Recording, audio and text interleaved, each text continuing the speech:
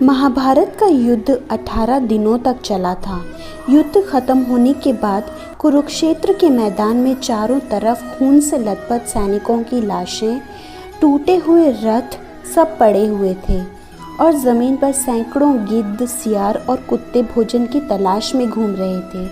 उसी बीच बाणों की शैया पर भीष्म पितामह लेटे हुए थे। भीष्म पितामह को ये बाण युद्ध करते समय अर्जुन ने मारे थे। भीष्म पितामह अर्जुन से महान योद्धा थे, लेकिन फिर भी अर्जुन ने उनके शरीर को अनगिनत बाणों से भेद दिया था। अर्जुन ने भीष्म पितामह को अनगिनत बाण कैसे मारे, इसके पीछे भी एक कहानी है। अर्जुन ने भीष्म पितामह को इतने बाण मारे कि जब वे जमीन पर गिरे तो शरीर से आर पार बाणों की एक शैया बन गई थी। भीष्म पितामह को इच्छा मृत्यु का वरदान प्राप्त था।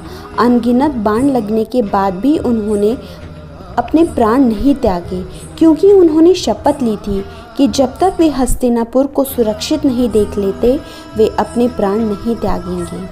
महाभारत के युद्ध में पांडवों की विजय हुई और युधिष्ठिर को हस्तिनापुर का राजा घोषित किया गया। तब भीष्म पितामह ने अपने प्राण त्यागने का निर्णय किया। युद्ध खत्म होने के बाद सूर्य पश्चिम की ओर ढलने ही वाला था। उसी समय सभी पांडव और श्री कृष्ण भीष्म पितामह से मिलने के लिए आते हैं। उस समय कृष्ण और भीष्म पितामह के बीच जो संवाद हुआ वो इस प्रकार है। श्री कृष्ण: प्रणाम पितामह। पितामह: आओ देवकी नंदन, आपका स्वागत है। मैं आपके बारे में ही सोच रहा था। श्री कृष्ण बोलते हैं: पितामह, अब तो मैं आपसे यह भी नहीं पूछ सकता कि आप कैसे हैं। पितामह: थोड़ी देर चुप रहने के बाद पुत्र युधिष्ठिर का राज्याभिषेक करा दिया केशव। अब उसके परिवार में कोई बड़ा बुजुर्ग नहीं बचा है, इसलिए आपको ही उसका ध्यान रखना होगा। भगवान श्री कृष्ण चुप रहे। पितामह, क्या आपसे कुछ प्रश्न पूछ सकता हूँ केशव? बड़े सही समय पर आए हो। यह शरीर छोड़ने से पहले मेरे कुछ भ्रम दूर कर दो। श्री कृष्ण बोलते हैं: कहिए ना पितामह। एक बात बताओ कृष्ण, आप तो ईश्वर हो ना? श्री कृष्ण बोलते हैं: नहीं पितामह, मैं तो आपका पुत्र हूँ।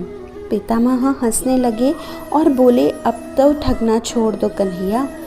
जाने से पहले मैं यही जानना चाहता हूँ कि इस युद्ध में जो हुआ क्या वह ठीक था? श्री कृष्ण पूछते हैं: किसकी ओर से पितामह? कौरवों की तरफ से या पांडवों की तरफ से? पितामह बोलते हैं: कौरवों की तरफ से चर्चा करने का अब कोई मतलब नहीं रहा है केशव, लेकिन जो पांडवों की तरफ से हुआ क्या वह सही था?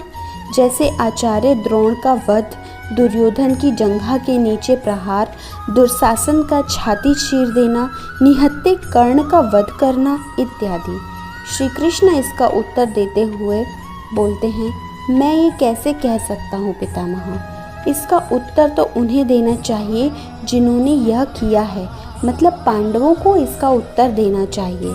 मैं तो इस युद्ध में कहीं था ही नहीं।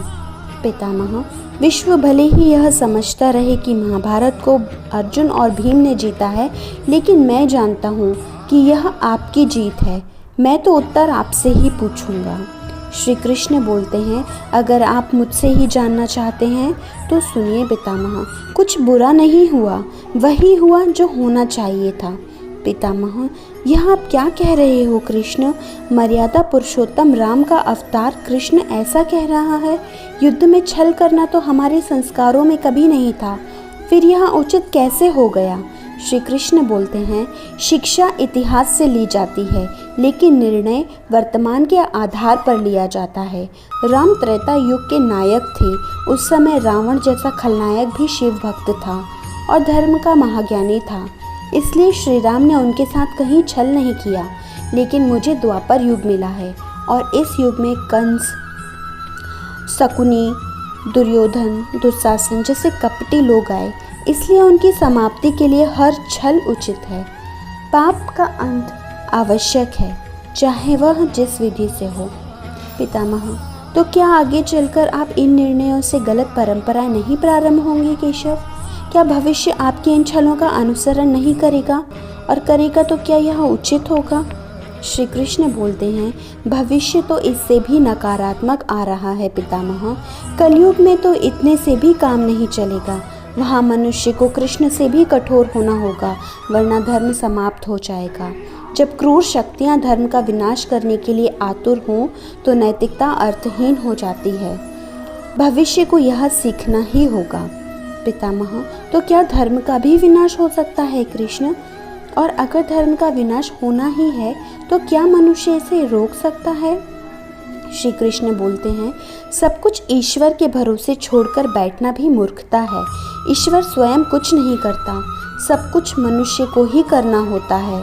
आप मुझे ईश्वर कहते हैं ना पितामह, तो बताइए मैंने इस युद्ध में कुछ किया क्या? सब पांडवों को ही करना पड़ा, यही प्रकृति का नियम है। श्री कृष्ण के जवाबों से भीष्म पिता संतुष्ट दिखाई दे रहे थे और इसके बाद उनकी आंखें धीरे धीरे बंद हो रही थीं।